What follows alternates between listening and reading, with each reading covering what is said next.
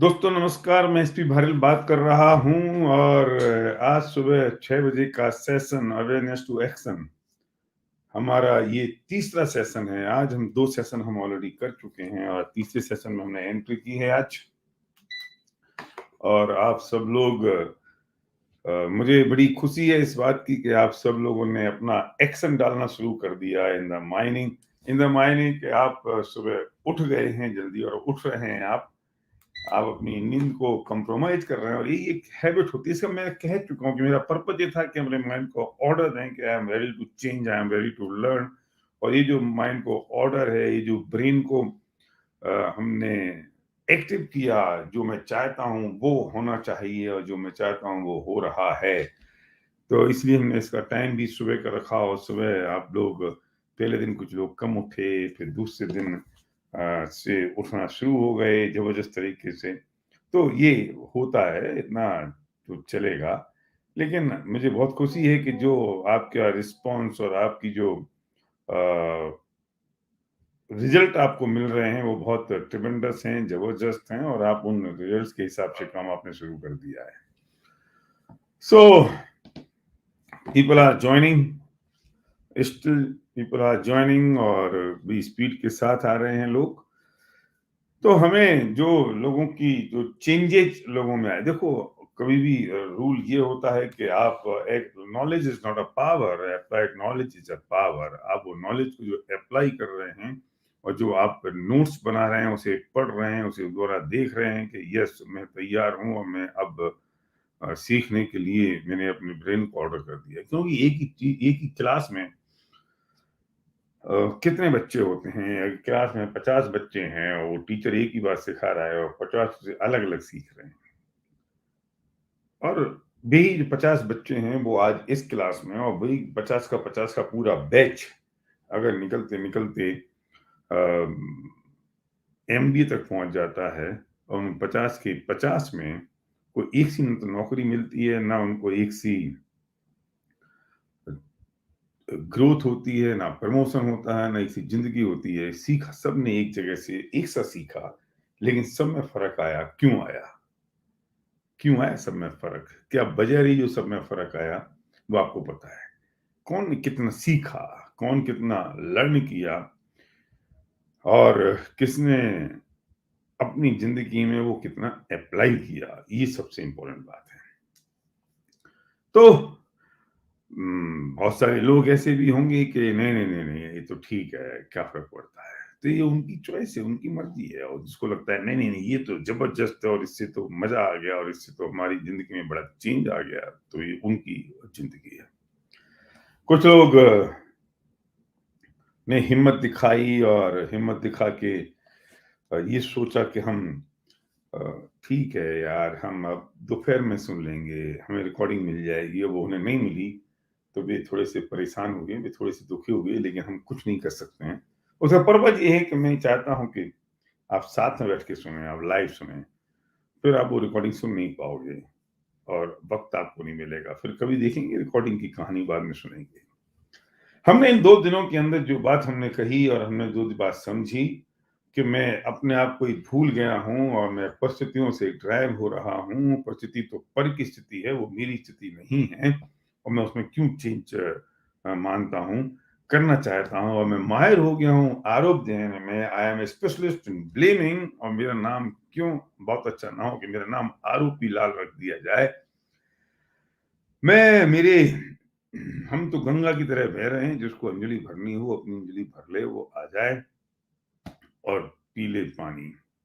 हम वर्तमान परिस्थिति और अपने विचारों में विरोधाभास है। ये जो वर्तमान परिस्थिति और विचारों का विरोधाभास अगर हमने खत्म कर दिया तो हम बिल्कुल हम रिलैक्स हो जाएँगे, हम खुश हो जाएँगे और बात इतनी सी कि एक्सेप्ट एज़ इट इज़, जो फ़ॉर्मूला है, जो बात है उसे मैं स्वीकार कर लूँ, उसे मैं देख लूँ तो मेरा काम हो गया। मुझे क्या करना चाहिए की जगह ये कैसे हो गया, मैं उसमें उलझा हुआ हूँ। मैं ये कैसे हो गया और अब मैं क्या करूँ? हैरान मैं क्या करूँ? हैरान मैं क्या करूँ? मैं इसमें उलझा हूँ। मुझे अब क्या करना है? मुद्दा इस बात का है। बस छोटी-सी बात है। मैं कहाँ उलझ गया, ये क्यों हो गया? ये हैरान मैं क्या करूँ? इसी की इतनी सी बात हमें समझ में नहीं कि मुझे क्या करना चाहिए। बस। और हम अतीत की कहानियों में अपने वर्तमान को गँवा रहे हैं और हमने बहुत अच्छी तरह से समझा कि वो कितना बड़ा कुचक्र है और वो जो कुचक्र है, उससे हमारा कितना नुकसान हो रहा है। ये वर्तमान है, ये अतीत है और ये भविष्य है। ये जो बन रहा है वो इसी कारण बन रहा है और यहाँ जो होगा उससे ये बनेगा भविष्य मेरा। और अब अगर मैंने इसे खराब कर लिया, तो ये भी खराब हो जाएगा जैसा खराब ये हुआ है। तो एक मायने में तीनों एक जैसे हो जाएँगे।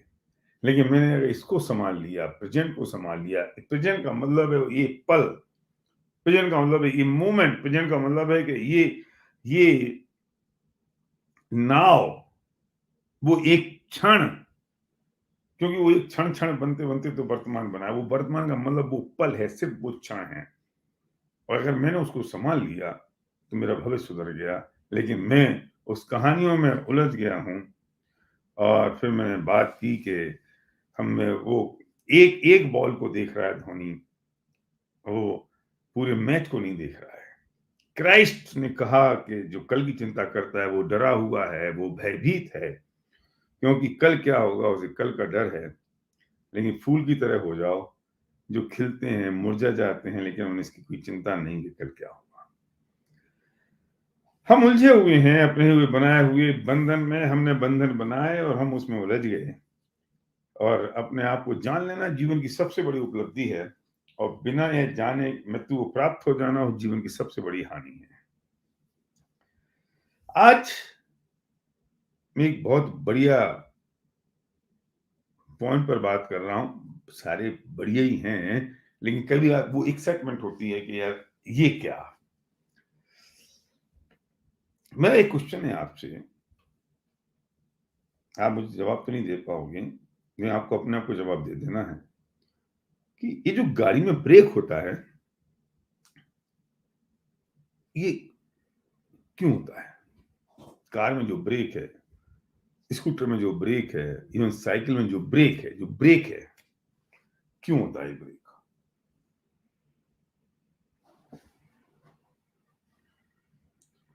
आप ये जवाब दोगे कि ये गाड़ी को रोकने के लिए है,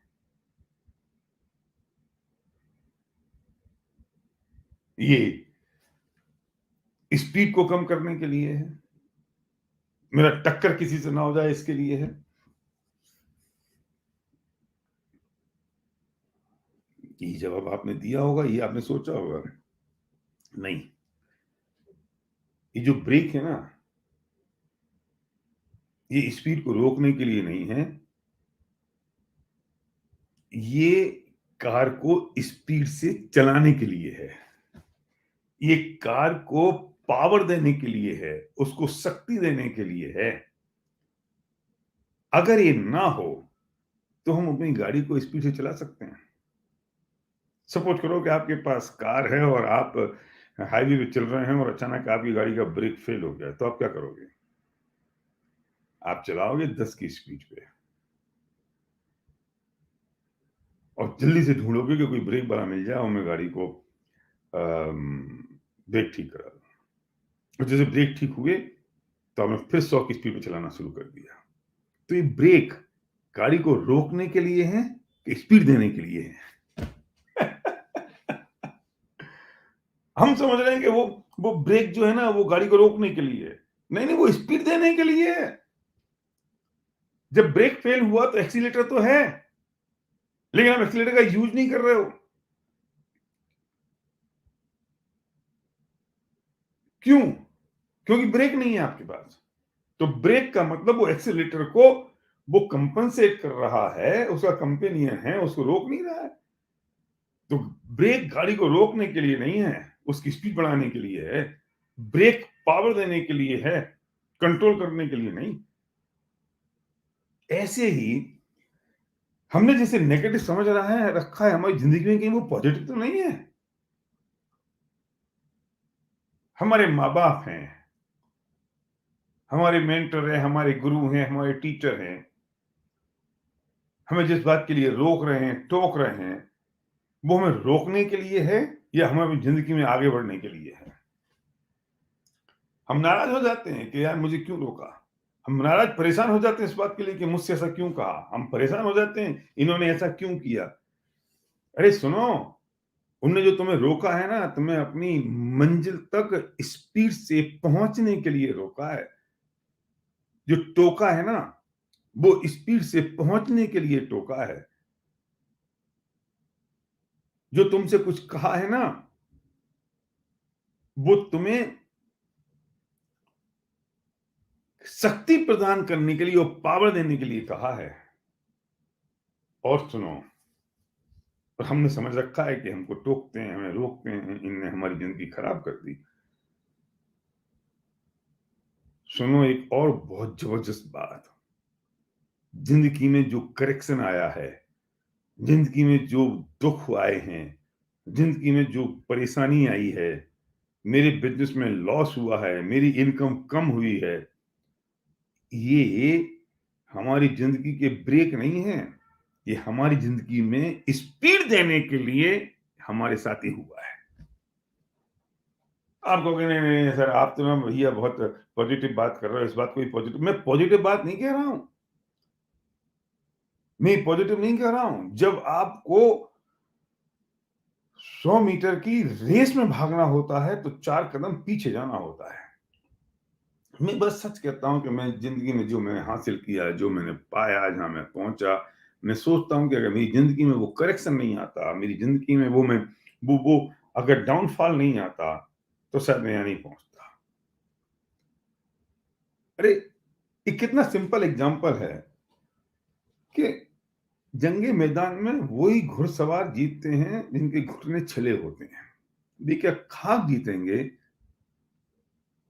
जिन्हें समझ भी नहीं आई। वो घायल शेर ज़्यादा शक्तिशाली हो जाता है। वो घायल शेर ज़्यादा इम्पैक्टफुल हो जाता है। जिसकी ज़िंदगी में कुछ नहीं है, बिल्कुल नॉर्मल है, कोई कुछ कुछ किसी ने छेड़ा नहीं है जिस शेर को, वो तो कल घास भी खाने लग जाएगा। उसको पता ही नहीं है, उसकी कीमत नहीं है।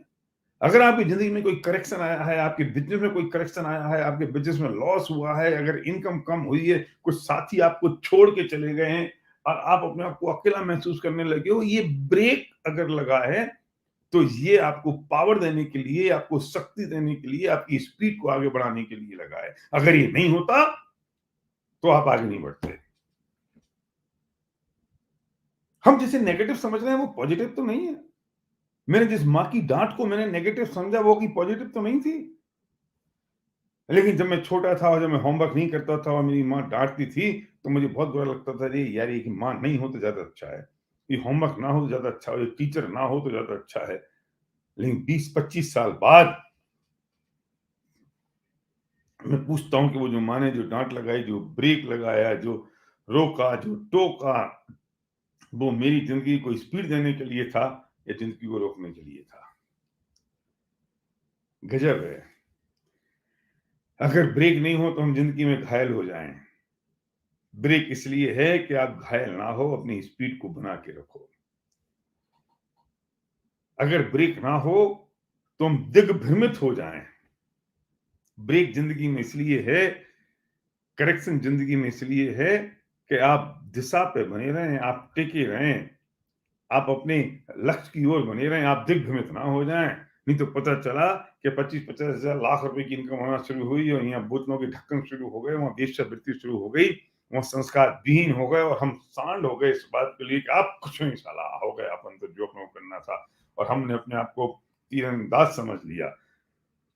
ये इसके लिए है ये ब्रेक कि तुम दिग्भ्रमित ना हो जाओ, तुम दिशा भ्रमित ना हो जाओ, तुम सीधे चलते रहो अपनी मंजिल की तरफ। ये ब्रेक इसलिए है कि तुम किसी भयंकर दुर्घटना के शिकार ना हो जाओ अपनी ज़िंदगी में और पता चला कि ऐसा ना हो जाए कि कहीं फिर उठ ही ना पाए।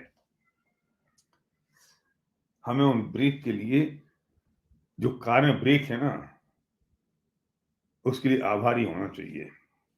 हमें उस ब्रेक के लिए ऑब्लाइज फ़ील करना चाहिए।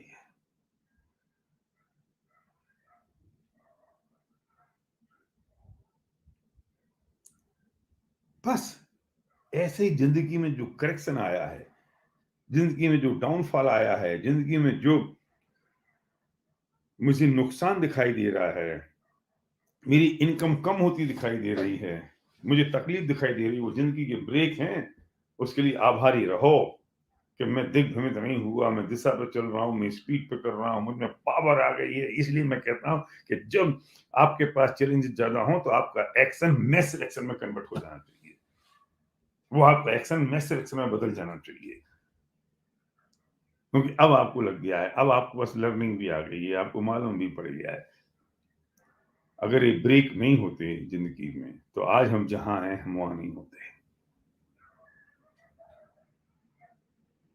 तो जो लोग अपनी जिंदगी के करेक्शन से, जो लोग अपनी जिंदगी के डाउनफॉल से, जो लोग अपनी जिंदगी, life is a roller coaster, ये कभी ऊपर जाती है कभी नीचे आती है। Business is a roller coaster, income, पैसा इज अ रोलर कोस्टर, कभी कम होगा, कभी ज्यादा होगा, कभी ऊपर होगा, कभी आगे होगा, कभी पीछे होगा। हम उस परिस्थिति में क्या महसूस कर रहे हैं अपने आप को, हम कैसा देख रहे हैं अपने आप को, ये इंपॉर्टेंट है। अगर हम उससे लर्निंग नहीं ली और हम सही नहीं हुए तो फिर क्या होगा? फिर वो, अगर वो जिंदगी में वो करेक्शन ना हो तो आप शैतान बनने की तरफ जा रहे हो, करेक्शन है तो आप भगवान बनने की तरफ जा रहे हो।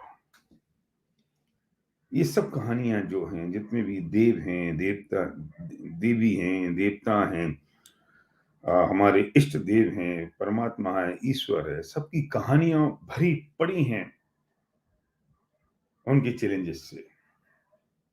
क्यों भी थे, इसलिए भी उस वहां पहुंचे। शैतान की जिंदगी में नहीं दिखेंगे। आप पिक्चर देखते हो और 17 रील की अगर पिक्चर है तो 16 रील तक तो विलेन जीतता है। और 16 रील तक वो हीरो दुखी रहता है। लेकिन 7वीं रील में बाजी पलट जाती है और अंतिम हंसी किसकी होती है? बस ये फर्क है, अंतिम हंसी किसकी है। 16 रील तक वो फंस गया। हाँ, ये होगा आपकी जिंदगी में। मैंने भैया बहुत कोशिश की, मैं देख रहा हूं, कल से जब मैं बात कर रहा हूं तो कोई मुझसे कह रहा है, आप कह रहे हो 1% इन अ डे, हम मैंने आज 4 कर दिए, वो कहते मैंने 5 कर दिए, मैंने 2 कर दिए। ओहो, आप देख रहे हो सिचुएशन क्या हुआ? ये पावर आपके अंदर थी, आपके थी नहीं, आपके अंदर है। हम नहीं, भूल गए अपनी पावर को। वो जो कबड्डी कबड्डी खेल रहा होता है ना, कबड्डी कबड्डी कबड्डी कबड्डी कबड्डी कबड्डी कबड्डी कबड्डी कबड्डी, वो जो फिनिशिंग लाइन है वो तब तक बोलता रहता है, तब तक पीछे उसको 8 लोगों ने पकड़ लिया है, उसकी एक ने टांग, एक ने हाथ, एक ने मुंह, एक ने गर्दन, और फिर वो बोलता जा रहा है, बोलता जा रहा है, बोलता जा रहा है। अब जितना बड़ा चैलेंज आया, जीत उतनी बड़ी होनी है, क्योंकि अब 8 लोगों ने पकड़ लिया है ना, और वो कबड्डी कबड्डी करते करते वो कर, वो फिनिशिंग, और अगर वो पहुंच गया फिर 8 आउट होंगे। चैलेंज जितना बड़ा है उतनी बड़ी जीत होने वाली है। अच्छा, नहीं पहुंचा तो नहीं तो है ही। तू ये जोर अंतिम पल तक क्यों नहीं लगा रहा है? नहीं तो है ही ना, तुझे पकड़ लिया है, अब तेरे पास में 6 इंच रह गई है फिनिशिंग लाइन। तू 6 इंच पहले ही हार मान ली, अगर अगर वो हार 6 इंच पहले मान ली तो हार तो चुका ही। लेकिन मैं तब तक नहीं मानने वाला हूं जब तो मेरी उस सांस का अंतिम पल नहीं आ जाता, और मैं लगाऊंगा ताकत, खींचते खींचते खींचते खींचते ले जाऊंगा। क्या पता, जिसकी हम बात कर रहे हैं कि आज 22 तारीख है और 1% टुडे, और जो तुम एक आदमी को आज लेके जा रहे हो, वो एक आदमी तुम्हारा पहला ड्यू सीडी होगा।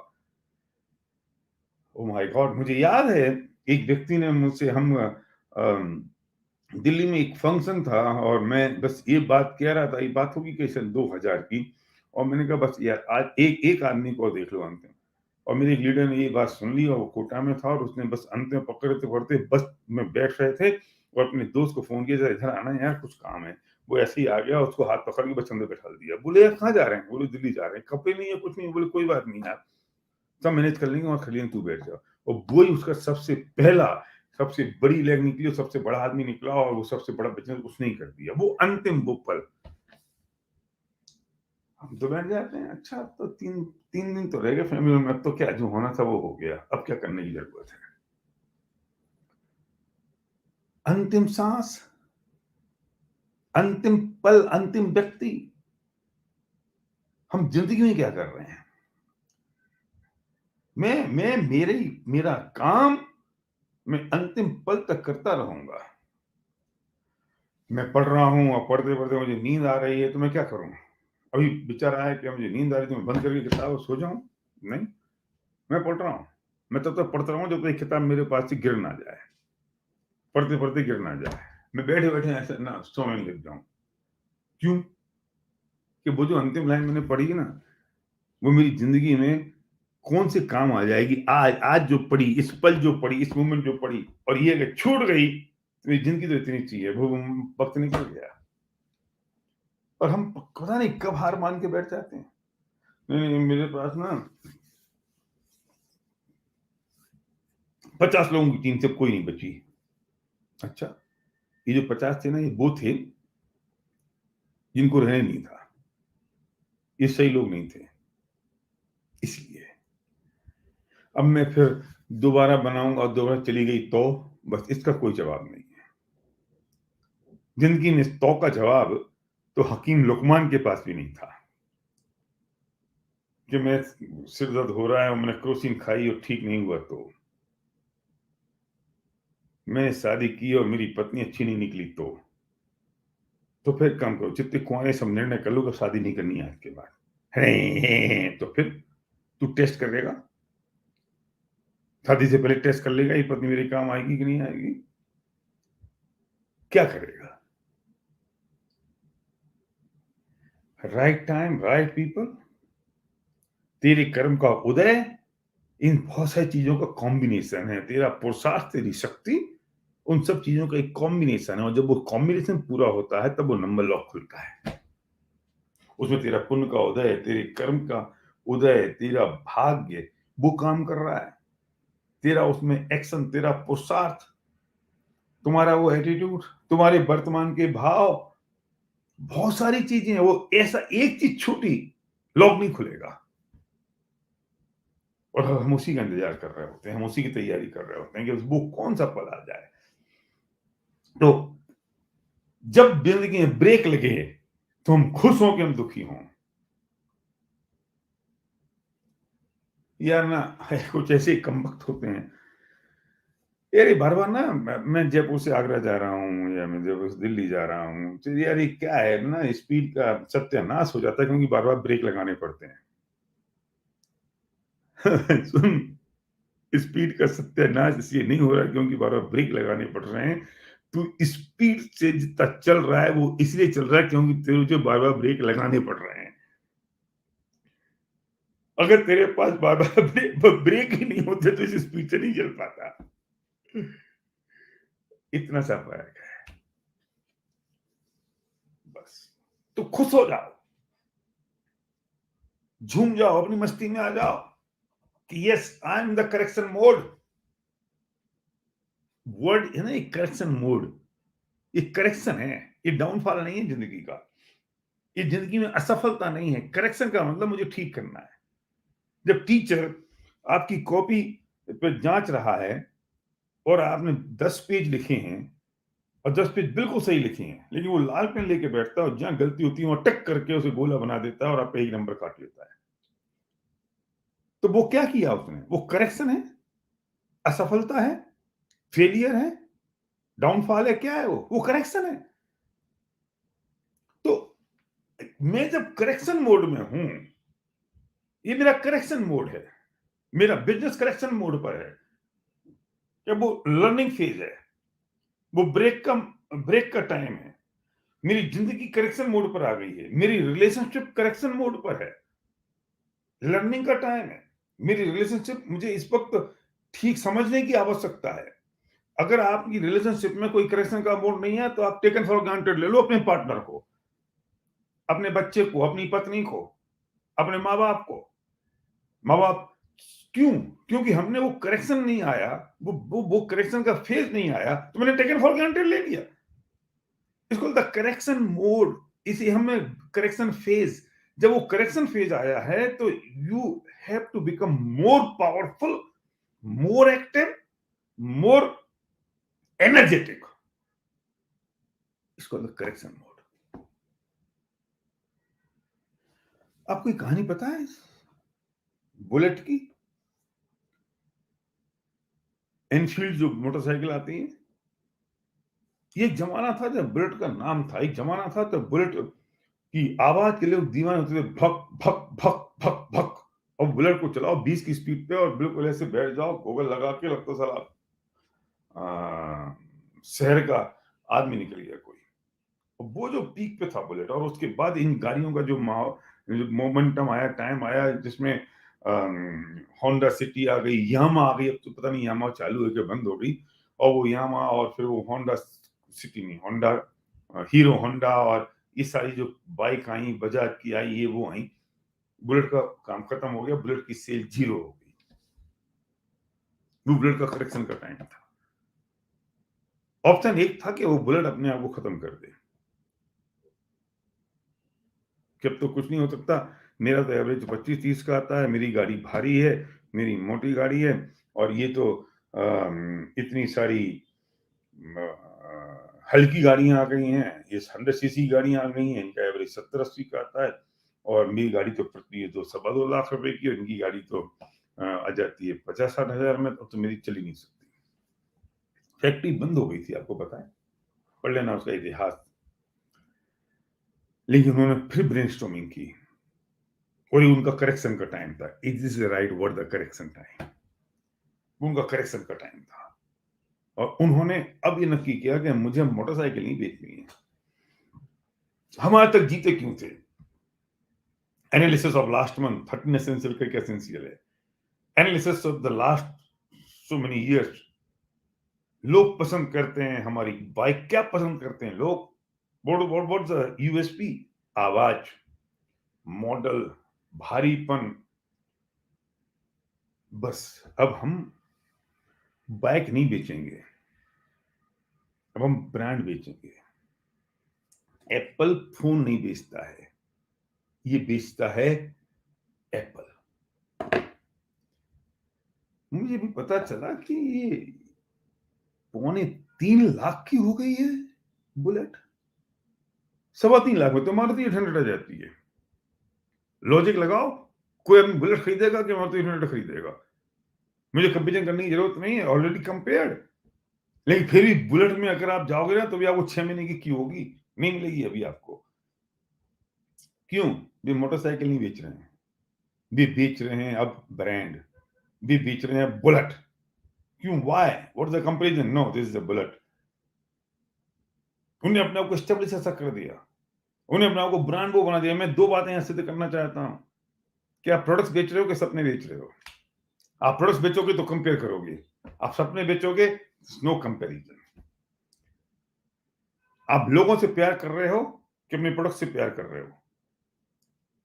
आप लोगों से प्यार करो, प्रोडक्ट विल फॉलो। और आप प्रोडक्ट से प्यार करोगे, कल वो टीएनए हो जाएगा, लोग आपके बैठ जाएंगे। दूसरी बात, बुलेट ने का जब करेक्शन का टाइम आया, तो बुलेट ने ब्रांड बनाया, ब्रांड बेचा। जब करेक्शन का टाइम आया, तो बे थका के नहीं बैठे, बे मोर पावरफुल, मोर एनर्जेटिक, मोर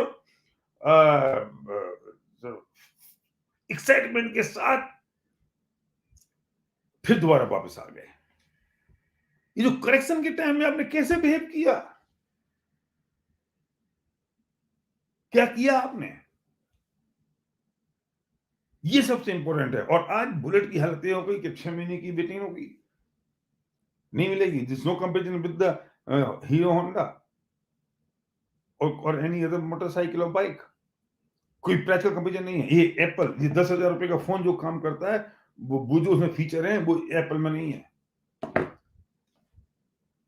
नहीं है वो फीचर जो उस 10,000 वाले में है। फिर उसने क्या किया? ब्रांड। उसने अपने आप को ब्रांड बनाया, उसने अपने आप को ड्रीम से कनेक्ट किया। ओ, मेरे पास तो एप्पल का आईफोन है, ड्रीम से कनेक्ट किया। बुलेट ने अपने आप को ड्रीम से कनेक्ट कर दिया। लोगों के ड्रीम में आने लगी बुलेट। लोग लिखने लगे अपने अपने ड्रीम बुक में कि मुझे एप्पल आईफोन चाहिए। वाई? यार काम चल तो रहा है, तेरे पास एंड्रॉइड है, हो गया काम। मर्सिडीज में जो फैसिलिटी है, वो 20 लाख रुपए की एक्सयूवी में है, महिंद्रा की, उससे ज्यादा होंगी। और जो मर्सिडीज में फैसिलिटी है वर्सा में तो वो भी नहीं है, कुछ नहीं है, कुछ नहीं है। एक मैं मर्सिडीज, आप मेरे पास आओ तो मैं आपको ना 10 मिनट की कहानी सुना दूंगा, इसमें ये फैसिलिटी, ये फैसिलिटी, ये फैसिलिटी, लोग एक साथ वाह। अब कोई मेरे साथ पोर्सा में बैठता है कि भैया इसमें क्या है, मैं कहता हूँ इसमें कुछ नहीं है, पोर्सा है बस। इतने में पर्याप्त है कि पोर्सा है। ड्रीम इंपॉर्टेंट है या उसकी वो फैसिलिटी। और अच्छा, मारुति में जाओगे तो 1 घंटा सुनाएगा इसमें क्या क्या है। हम क्या कर रहे हैं, हमने क्या किया है, हम किससे कनेक्टेड हैं। द ड्रीम को मैंने अपना पर्पज बना लिया, it is a bigger than anything. और जब करेक्शन का, नोकिया का करेक्शन का टाइम है, वो समय था, नोकिया दोबारा आना शुरू हो गया। आपको पता है, उन्होंने अपनी प्लेसमेंट चेंज कर दी। तुम्हारा कंपटीशन हुआ है ना स्मार्टफोन के साथ, करेक्शन का समय आया, उन्होंने ब्रेनस्टॉर्मिंग करी कि तुम्हारा जो कंपटीशन और जितनी मारामारी और लड़ाई चल रही है वो चल रही है स्मार्टफोन में, है ना। नौकर ने कहा ठीक है, मैं अपनी पोजीशन क्रिएट कर लेता हूँ नई। उन्होंने कह दिया हम तो वो कीपैड वाले फोन हैं, वो 3,000 3,500 वाले, और उसमें मास्टर है। लोग थक गए स्मार्टफोन से, यार बैटरी चली जाती है, अब यार कितना काम मिलेंगे, वो काम ही नहीं होता है। वो बस नोकिया वाला ही 3,500 रुपये का फोन ले लो, उसकी बैटरी चलती है 3 दिन। हर जितने बड़े लोग हैं ना, स्मार्टफोन उनका जेब में रखा होगा और दूसरी जेब में वो छोटा वो नोकिया का फोन रखा होगा, कॉलिंग। करेक्शन मोड है वो।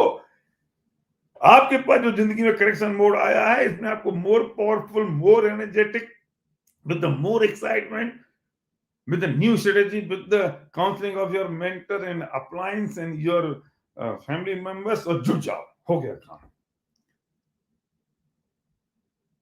The correction mode is equal to the learning mode।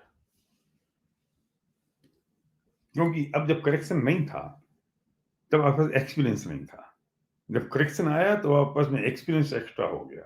तो अब आप लर्निंग मोड में आओगे तो आप जीत जाओगे। Yes, I am full of the experience. The next point is spark and decision. जबरदस्त बात करने जा रहा हूं। जिंदगी में कोई भी काम होगा ना, कोई भी क्रांतिकारी काम होगा, क्रांतिकारी काम की बात मैं कह रहा हूं, बड़े काम की मैं बात कर रहा हूं, मैं बात कर रहा हूं रेवोल्यूशनरी वर्क की बात कर रहा हूं, तो उसके लिए एक डिसीजन चाहिए, सिंगल डिसीजन, एक निर्णय, सिंगल निर्णय, एक निर्णय चाहिए बस।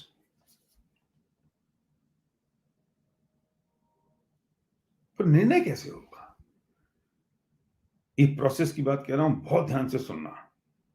निर्णय कैसे होगा, ये बात अगर आपको समझ में आ गई ना तो कमाल हो जाएगा। निर्णय चाहिए, एक निर्णय, एक डिसीजन चाहिए बस। निर्णय पता है कब होता है, the right decision, the right decision, right decision होता है तब जब एक स्पार्क आता है और निर्णय हो जाता है।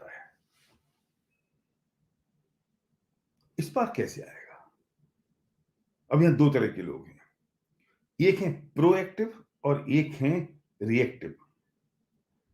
अब ये प्रोएक्टिव और रिएक्टिव की बात नहीं कर रहा हूं, एक लाइन में समझ लो, प्रोएक्टिव वो हैं जो परिस्थितियों का इंतजार नहीं करते, उससे पहले तैयार हो जाते हैं, और रिएक्टिव वो हैं वो परिस्थिति आने के बाद रिएक्ट करते हैं।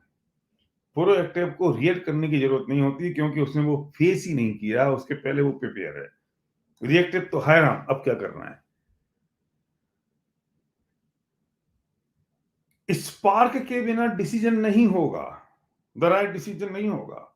अब स्पार्क कैसे पैदा होगा, रिएक्टिव लोग स्पार्क का इंतजार करेंगे और प्रोएक्टिव लोग स्पार्क को अरेंज करेंगे, मैनेज करेंगे, और जहां जैसा स्पार्क होना होगा उसके लिए प्रिपेयर हो जाएंगे और तैयार हो जाएंगे।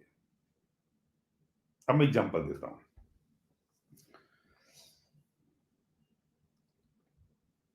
पहले ये बात समझो कि आपको शादी करनी है। अब शादी के लिए आपने 100 लड़की देख ली, या लड़के आपने देख लिए, व्हाटएवर, और नहीं हो रही है। अब आपसे कोई पूछता है कि यार ये क्यों, क्या हुआ, क्या आपको तो नहीं पसंद नहीं आई, क्या पसंद नहीं आया, कह रहा बस नहीं आई। इसका मतलब क्या है, कि लॉजिक तो नहीं है लेकिन आज समझ में नहीं आई। इसका मतलब ये कि वो स्पार्क नहीं आया बस। अब लॉजिक मत पूछो, कारण मत पूछो, स्पार्क नहीं आया, बस कहाँ बात खत्म हो गई। फिर एक लड़की देखी 101 भी, और आप कहते हो डन। क्यों, क्या हुआ? स्पार्क आ गया। मैं इसे ऐसे कहता था, अभी तो मैं बहुत प्रोफेशनल बात ना मैं सीख साख के कह रहा हूँ। जब मैं शादी हुई मेरी तो 23 साल का था मैं, तो मुझे फादर, जो हम दादा बोलते थे, मेरे से बोले कैसी लड़की चाहिए? मैं तो पता है क्या कहता था, क्या लड़की को देखूं और दिल के तार झनझना जाए, बस वो लड़की चाहिए। लोग इसे ये भी समझ सकते हैं कि मनचली बात कर रहा है, तो ऐसी मस्तीखोरी की बात कर रहा है हम लोग। अब मैं वो स्पार्क वर्ड तब नहीं था मेरे पास। मेरे दिल के तार झनझना जाए, बस वो उस लड़की चाहिए। क्यों? क्योंकि मैं अगर एक बदसूरत, काली, कलूटी, दत्त-कड़ू लड़की को भी देखूं और उसमें मैं लॉजिक लगाने लग जाऊंगा ना, तो हो सकता है मुझे थोड़ी देर बाद वो पसंद आने लग जाएगी। मैं वो नहीं चाहता था। मैं चाहता था बस देखते ही मुझे ना दिल के तार झनझना से उठे। अब इस संध्या से शादी करी तो क्या लॉजिक था? मैं 6 फुट का, ये 5 फुट की, क्या लॉजिक है? मैं जयपुर रहता हूँ, ये बेंगलोर रहती है। कितने सारे लॉजिक सारे फेल हो गए कि नजदीक होनी चाहिए, बराबरी की होनी चाहिए, फलानी होनी चाहिए, ठीक की होनी चाहिए, सारे कि पहले से परिचित हो, मेरे से कोई पहले परिचित भी नहीं थे लोग। तो हुआ क्या? बस संध्या को देखा और स्पार्क आ गया, हो गया काम। तो अब वो जो स्पार्क आया, वो कब आएगा? जब मैं देखूंगा। तो मैं कहता हूं कुछ लड़का लड़की को देखना है ना, कि फोटो देख लो, कि कुछ नहीं होगा फोटो से, मत देखो फोटो, उन्हें पर्सनली मिलाओ। क्यों? क्यों? जो स्पार्क है ना, वो पर्सनली मिलने चाहता, फोटो से नहीं आता है। तो you have to arrange a meeting. ठीक बात है ना? अब मुझे घर खरीदना था, तो घर में भी सेम बात है। अब आप फोटो देख लो घर की, ब्रोकर आपको फोटो दिखा दे, आपको क्या डिसीजन हो जाता है? नहीं होता। क्यों डिसीजन नहीं होता? क्योंकि वो स्पार्क का मौका नहीं है, वो स्पार्क नहीं आ रहा है। तो हम क्या कहते हैं कि यार चलो कोई घर देखना है, कोई जमीन लेनी है ना, तो देखो फिजिकली। तो गाड़ी में बैठ के हो जाता है? नहीं। जो लोग जमीन का बिजनेस करते हैं, जो समझते हैं, जानते हैं, वे पता है क्या कहते हैं, कि गाड़ी से उतरो, जमीन पे खड़े हो, फिर देखना। वो आपको वाइफ से मिलेंगी, वो आपको पता चलेगा, पॉजिटिविटी नेगेटिविटी क्रिएट हो जाएगी, वो एक स्पार्क आएगा, क्या ठीक है जगह ये जमीन बढ़िया है, स्पार्क चाहिए, तब वो डिसीजन होगा। थोड़े से और आगे जाओ। एक गांधी जी ने जो निर्णय किया, डिसीजन किया, कैसे हुआ कि मुझे देश की आजादी में भाग लेना है, मुझे देश की आजादी के लिए लड़ना है, मुझे क्रांतिकारी बनना है, स्वतंत्रता के आंदोलन में मुझे खड़ा होना है। ये डिसीजन हुआ ना, ये कैसे हुआ? एक स्पार्क आया। ये पता तो तभी से ही चल रहा था, ये कहानियां तो चल रही थी पहले से, उन्हें पहले पता नहीं था उनको। स्पार्क कब आया? जब वो अंग्रेज ने, गोरे ने उनको रेल के डब्बे से बाहर फेंक दिया। रेलवे स्टेशन, साउथ अफ्रीका के रेलवे स्टेशन पे हमने डिसीजन ले लिया, जिसे मैं कहता हूं ठान लिया, कि बस अब गोरे तूने आज मुझे रेल के डब्बे से बाहर फेंका, एक दिन ऐसा होगा मैं तुझे हिंदुस्तान से बाहर फेंक दूंगा। वो क्या था? वो स्पार्क। वो स्पार्क आया और डिसीजन हो गया।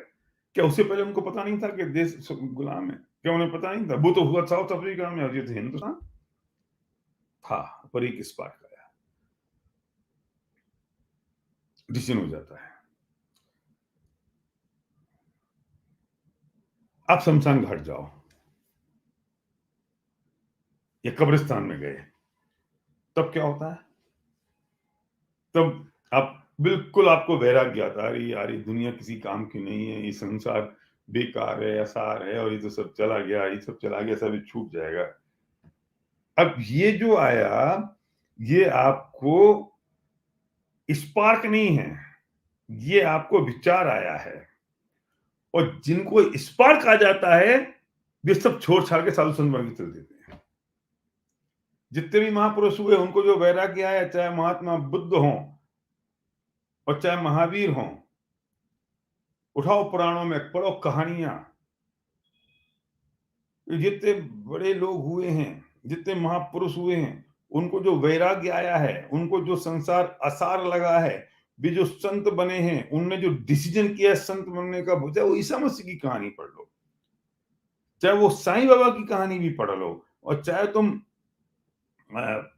मोहम्मद पैगंबर साहब की कहानी पढ़ लो, चाहे गुरु नानक देव की कहानी पढ़ लो, कि वो एक एक टर्निंग पॉइंट आया, जिसे कहते हैं ना, वो टर्निंग पॉइंट आया और निर्णय हो गया।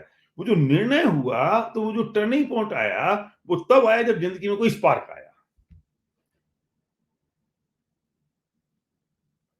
कुछ पिक्चर होंगी, चाहे वो आपने 25 साल पहले देखी होगी, वो आपके दिमाग पे छपी हो छप जो पिक्चर वो छप गई होगी आपके दिमाग पे। क्यों? क्योंकि उससे कोई स्पार्क आया और आपकी जिंदगी में कुछ डिसीजन हो गया। किताब पढ़ते पढ़ते आपको कई बार स्पार्क आता है। अब ये बात तो हमने समझ ली कि जिंदगी में कोई भी काम होगा क्रांतिकारी, तो वो एक निर्णय लेना पड़ेगा। निर्णय होगा तो क्रांतिकारी काम होगा। निर्णय कब होगा? जब ये स्पार्क आएगा।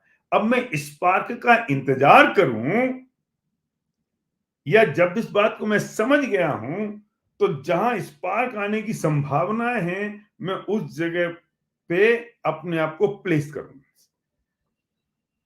हम करते हैं। कोई कहता है लड़की देख लो, तो यार ऐसे फोटो समझ में नहीं आएगी, पहले देखना पड़ेगी। तो हमने किया ना वो स्पार्क के लिए अरेंजमेंट। हम गए ना लड़की के घर, लड़की आई ना लड़के के घर, हमें घर खरीदना है तो हम जाके फिजिकली देखते हैं ना। हमने किया ना कि यार वो स्पार्क वाइब्स आनी चाहिए, वो एक स्पार्क आना चाहिए, तो हम चले देखेंगे ना चल के, हम अरेंज करते हैं ना। हम क्या करते हैं कि वो जहां स्पार्क मिल सकता है, जहां स्पार्क पैदा हो सकता है, हम वहां पे जाते हैं। जो प्रोएक्टिव लोग होंगे वे जाएंगे। आप सत्संग में क्यों जाते हो? कि पता नहीं हमारे गुरुजी की कोई बात ऐसी लग जाए जिससे जिंदगी परिवर्तित हो जाए, इसे जाते हो ना आप सत्संग में। आप स्पार्क लेने तो जाते हो। यस, जिंदगी में जब बहुत बड़ा करना हो, तो आपको एक स्पार्क की जरूरत है, और वो जो स्पार्क जहां मिल सकता है, वहां आपको अटेंड करने की जरूरत है, वहां संगत करने की जरूरत है, उस एसोसिएशन में जाने की जरूरत है, उसके सत्संग में बैठने की जरूरत है। अगर आप प्रोएक्टिव हैं तो, आप लीडर हैं तो, आप जिंदगी में कुछ करना चाहते हैं तो। हम बात करते हैं विनिंग टीम का फैमिली रियूनियन, वो सत्संग है, वो एसोसिएशन है, जहां पर हजारों लोगों को स्पार्क आता है एक साथ। इसलिए मैं कहता हूं कि अगर आपको जिंदगी में कोई स्पार्क चाहिए, तो आओ हमारे फैमिली रियूनियन में। इसलिए मैं कहता हूं कि अगर जिंदगी में कुछ बड़ा करना है, तो पहुंचो फैमिली रियूनियन में। हमें उस जगह पे जाना होगा जहां स्पार्क होगा। जमीन खरीदनी है तो जमीन पे जाना पड़ता है, फ्लैट खरीदना है तो उस पर खड़े होना पड़ता है, वैराग्य चाहिए होता है तो शमशान में जाना पड़ता है, कुछ जिंदगी में समझना है तो सत्संग में जाना पड़ता है कि कौन सी चीज स्पार्क पैदा कर देगी। लड़की देखनी होती है तो उसके साथ बैठ के बात करनी होती है। पता है, अभी मुझे पता है, मेरा एक भांजा है, और वो बहुत सारी लड़कियां देख चुका, कुछ हुआ नहीं था। एक लड़की को देखने गया, और वो लड़के लड़की दोनों कार में बैठे, और 5 मिनट तो वापस आ गए, और बोले डन है, फाइनल है। मैंने उसको बगल में ले जाके पूछा, मैंने भाई हुआ क्या? बोले ऐसा है कि मैंने बस गाड़ी में बैठा और मैंने उससे पूछा कि तुमको क्या पसंद है, तो उसने कहा मुझे ट्रैकिंग पसंद है। बस मेरा काम हो गया। मैं क्यों? बोले मुझे भी ट्रैकिंग पसंद है। वो कमबख्त मारा आज तक जिंदगी में ट्रैकिंग पर नहीं गया, और वो कमबख्त मारी लड़की आज तक जिंदगी में ट्रैकिंग पे नहीं गई, और शादी हो गई उनकी, और शादी के बाद भी 2 साल हो गए, वे कमबख्त मारी अभी तक ट्रैकिंग पे नहीं गए। एक स्पार्क आ गया। वो कहता मुझे पसंद है, गया कभी नहीं है। वो कहती मुझे पसंद। अब उस कह दी लड़की ने बैठे बैठे मुझे ट्रैकिंग पसंद है, इसको स्पार्क हो गया निर्णय। अब मैं उन दोनों को अब वो स्पार्क पैदा करने के लिए एक माहौल क्रिएट करना पड़ेगा ना प्रोएक्टिव लोगों को। रिएक्टिव लोग तो इंतजार करते रहेंगे, वो मौत आ जाएगी, काम पूरा नहीं होगा। प्रोएक्टिव लोग एक माहौल क्रिएट करना पड़ेगा, एक एसोसिएशन बनानी पड़ेगी, अरेंजमेंट करने पड़ेंगे, बैठना पड़ेगा कि वाह यार ये तो मजा आ गया, ये तो काम हो गया।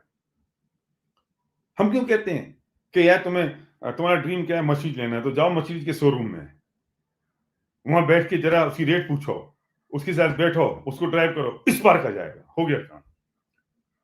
इसलिए तो स्पार्क की बात करते हैं कि वो स्पार्क कहां आएगा? जब वहां बैठोगे तब। स्पार्क कब आएगा? जब वो एसोसिएशन में जाओगे तब। वो स्पार्क कब आएगा? जब वो सामने होगा। तो उसके लिए अरेंज करना पड़ता है ना।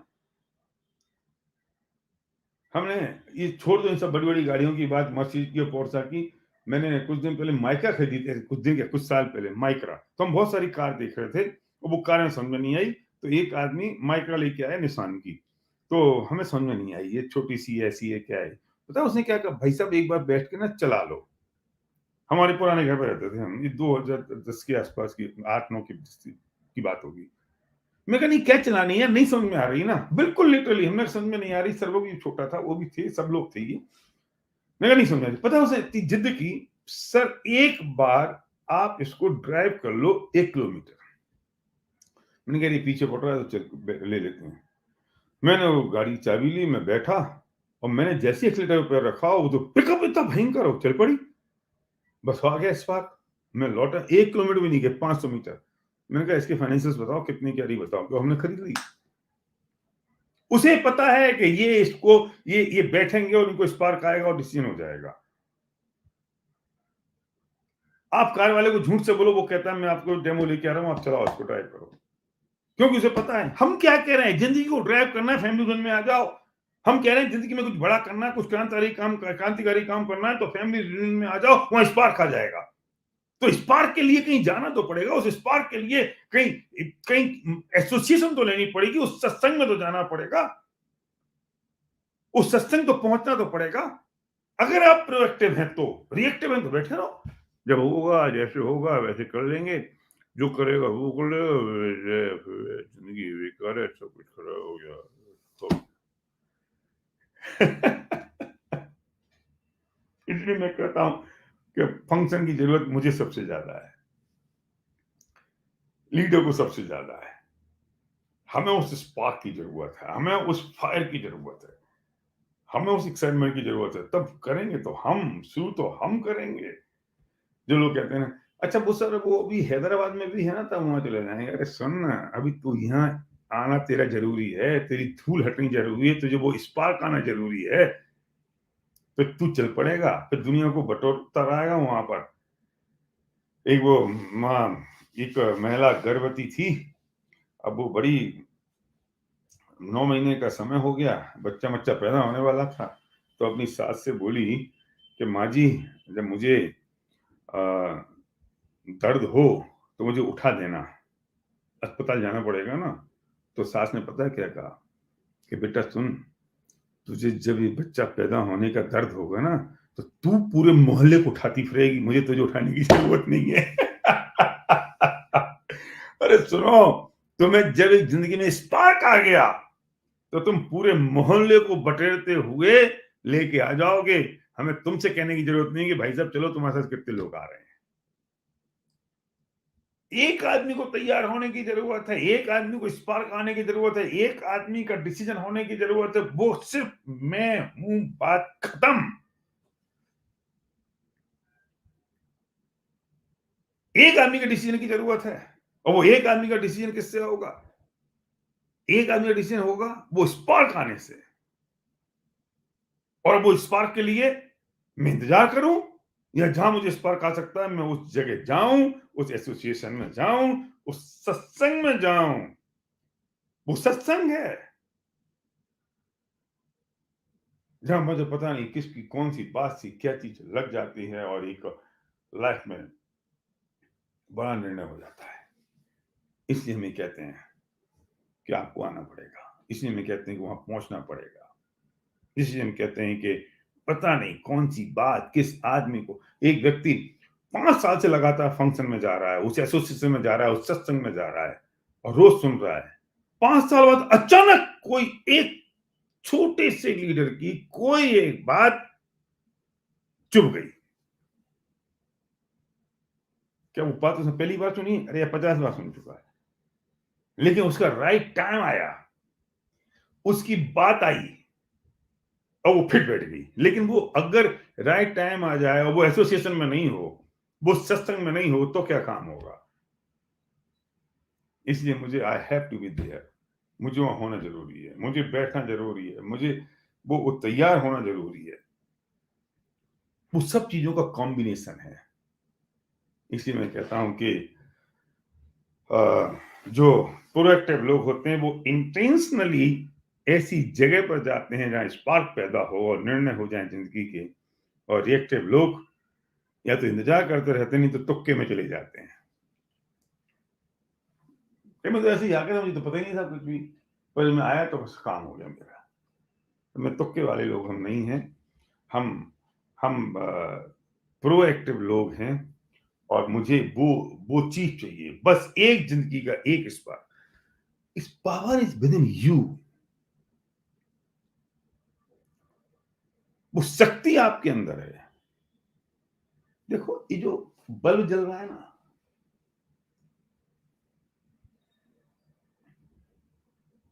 कैसे जल रहा है बल्ब? ये जो रोशनी हो रही है, इस कमरे में 100 साल से अंधेरा है। और रोशनी कैसे होगी? कि वहां बल्ब लगा तो रोशनी हो जाएगी।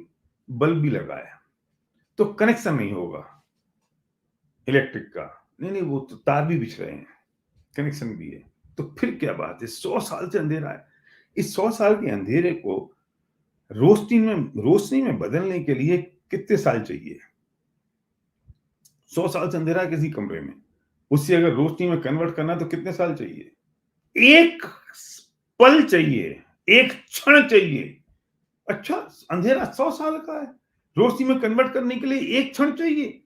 यस, एक क्षण चाहिए। तो क्षण कैसे पैदा होगा? क्या उसमें स्पार्क आना चाहिए? तो स्पार्क कैसे आएगा? कि सुनो, कि वो जो पावर हाउस से जो लाइन आ रही है, उस लाइन पे अपने अंधेरे कमरे में लगे हुए बल्ब का तार तू सिर्फ टच कर दे तो स्पार्क आ जाएगा। और स्पार्क आ जाएगा तो 100 साल से जो कमरे में अंधेरा है वो रोशनी में जगमगा जाएगा।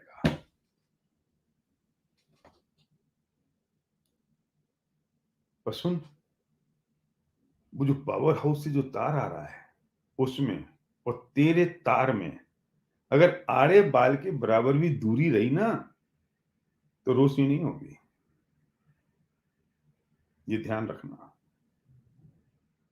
जिंदगी में जो अंधेरा है, इस अंधेरे को अगर रोशनी में परिवर्तित करना है तो जहां पावर हाउस है, उस पावर हाउस में अपने इस तार को तू बस टच कर दे। इसलिए मैं कहता हूं कि हमारा वो फैमिली रियूनियन हमारा पावर हाउस है। हजारों लीडर्स चमचमाते हुए सक्सेसफुल लोगों का खजाना है, बिगेस्ट पावर हाउस। तो मैं अपने आप को प्लग इन कर दूं बस।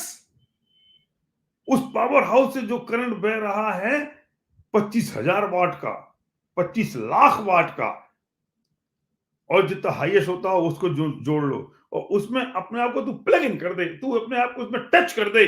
तेरी जिंदगी में जो 100 साल का अंधेरा है वो हो जाएगा। क्यों? क्योंकि वहां एक स्पार्क पैदा होगा। और स्पार्क, इसके लिए तुझे पावर हाउस से जो तार आ रहा है, तो अपने तार को उस रोड के उस गली तक लेके जाना पड़ेगा जहां वो तार आ रहा है। वो पावर हाउस का तार तेरे घर के अंदर नहीं आएगा। वो जो पावर हाउस की जो लाइन आ रही है, तो अपनी लाइन को वहां तक लेके जा। और जैसे तू उस लाइन को लेके जाएगा, छट करके एक स्पार्क होगा। जैसे स्पार्क होगा तो तेरे घर में 100 साल का अंधेरा है वो रोशनी में कन्वर्ट हो जाएगा। हमारी फंक्शन, हमारी फैमिली रियूनियन, ये वास्तव में कोई फंक्शन नहीं है, ये तो सत्संग है। सत्संग है। उस सत्संग में लोगों को लेके आने की जरूरत है। उस सत्संग में अपने लोगों को डालने की जरूरत है। और आप बहुत महान पुण्य का काम करेंगे अगर उस सत्संग में लोगों को लेकर आएंगे। वास्तव में इस बिजनेस को करना एक महान पुण्य का काम है। अगर सही भावों के साथ आप काम करें तो, सही इंटेंशन और सही सोच के साथ आप काम करें तो ये बहुत पुण्य का काम है।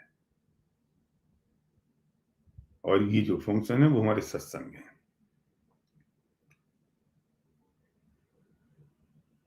हमारा काम सत्संग तक लोगों को लेके जाना है। बाकी काम तो सत्संग करता है। बाकी काम तो फिर वहां बैठे हुए गुरुजी करते हैं। फिर तो वो माहौल करता है, फिर तो वो एटमॉस्फेयर करता है, फिर वहां की हवा वो काम करती है, वहां की मिट्टी वो काम करती है, क्योंकि इतनी पवित्रता के साथ वो काम हो रहा है। हमारा काम सिर्फ अपने लोगों को सत्संग तक ले जाना है। हम क्या कर रहे हैं? हम वहां बैठे हुए प्रीचर नहीं है, हम वो मिट्टी नहीं है, हम वो हवा नहीं है, हम वो माहौल क्रिएट नहीं कर रहे हैं, हम कुछ नहीं कर रहे हैं जो सत्संग में ले जाए। सत्संग में वो सब काम तो हो रहा है। मुझे अपने लोगों को सत्संग तक लेके जाने की जरूरत है, इसलिए क्योंकि उनका भला हो जाए, मेरा नहीं। उनका कल्याण हो जाए, इसलिए उनकी जिंदगी में कुछ परिवर्तन हो जाए। जो मेरी जिंदगी में परिवर्तन आया है, जो मुझे उस सत्संग के फायदा मिला है, उस गुरु की बात सुन के मेरी जिंदगी में जो चेंज आए हैं, बस मैं चाहता हूं मेरे अधिकतर लोगों को मैं वहां लेके जाऊं और बेबस उस सत्संग में पहुंच जाएं, उनकी जिंदगी में परिवर्तन आ जाए, उनकी जिंदगी में जो अंधेरा था वो खत्म हो जाए,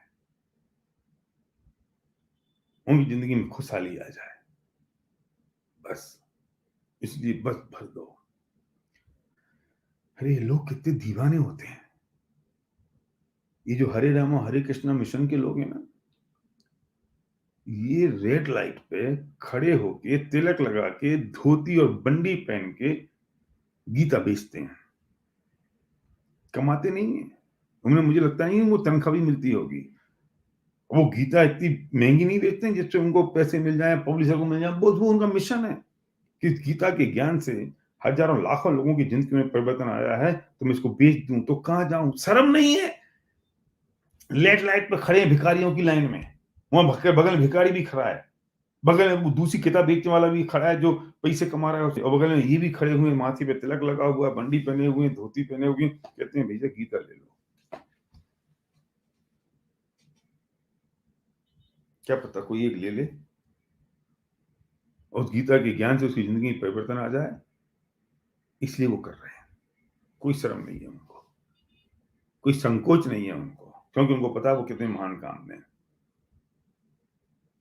ये जो अक्षरधाम है, बहुत सारी जगह होगा जो सिर्फ गरीब लोगों को खाना खिलाते हैं। हरे रामा हरे कृष्णा मिशन का है। वे जाते हैं लोगों के पास दान मांगने, बिना कोई शर्म के दरवाजा खटखटाएंगे, हम हरे कृष्णा मिशन से आए, आपसे दान मांगने आए, आप 500 रुपए दे दो। उस 500 रुपए से शायद 10 दिन किसी एक आदमी का पेट भर देंगे हम। शर्म नहीं है, क्यों? उसे पता है हम कितने बड़ी मिशन में, उन्हें पता है कि शायद किसी एक आदमी भूखा होगा तो चला जाए, उन्हें शर्म नहीं आ रही। हमें शर्म किस बात की है? हमारी ईगो किस बात का, हमारा अहम किस बात का है? तोड़ दो उस बंधन को, सारे को, सारे बंधन तोड़ दो। क्यों? क्योंकि हम उस मिशन में जहां लोगों की जिंदगी पवित्र होती है, और हम उस सत्संग में लोगों को ले जाने के लिए हैं जहां हजारों लोगों की जिंदगी बदलती होगी। मुझे पता है वहां क्या होता है, मुझे मालूम है। अरे जिंदगी में आज तक लोगों को पिक्चरें प्रमोट करी होंगी, आज तक लोगों को डांस प्रमोट किए होंगे, आज तक लोगों को न जाने क्या क्या, मैं कहना नहीं चाहता हूँ, हमने प्रमोट किया होगा। एक बार लोगों को जिंदगी की, उनकी जिंदगी बदलने के लिए उस सत्संग को प्रमोट कर दो, उनकी जिंदगी में एक स्पार्क आ जाए, और स्पार्क आ जाए तो एक डिसीजन हो जाए, डिसीजन हो जाए तो उनकी जिंदगी नहीं बदले, उनके माध्यम से हजारों लाखों लोगों की जिंदगी बदल जाए। अब मैं किसी को छोड़ने वाला नहीं हूँ, बस वो एक स्पार्क की जरूरत है।